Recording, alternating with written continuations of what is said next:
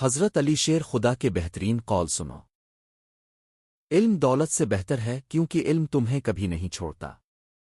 عدل کرو چاہے خود تمہیں نقصان ہو کیونکہ اللہ عدل کرنے والوں کے ساتھ ہے۔ صبر سب سے بڑی طاقت ہے اور اللہ پر بھروسہ سب سے بڑی حکمت ہے۔ جس نے اپنے آپ کو پہچانا اس نے اللہ کو پہچانا۔ دولت کا اصل استعمال دوسروں کی مدد میں لگانا ہے۔ دوستی ایمان اور خلوص سے بڑھ کر کوئی خزانہ نہیں۔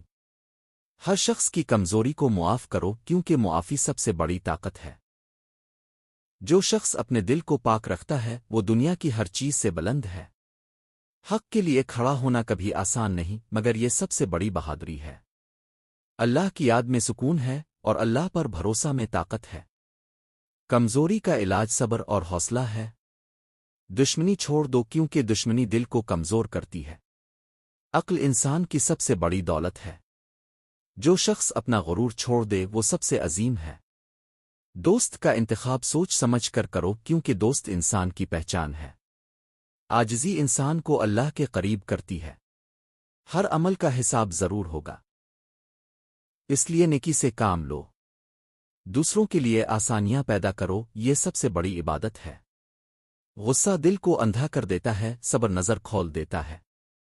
جو شخص حق پر قائم رہے اللہ اس کا محافظ ہے۔ علم بانٹنے سے بڑھتا ہے، چھپانے سے کم ہوتا ہے۔ دنیا کی چیزیں عارضی ہیں، اعمال دائمی ہیں۔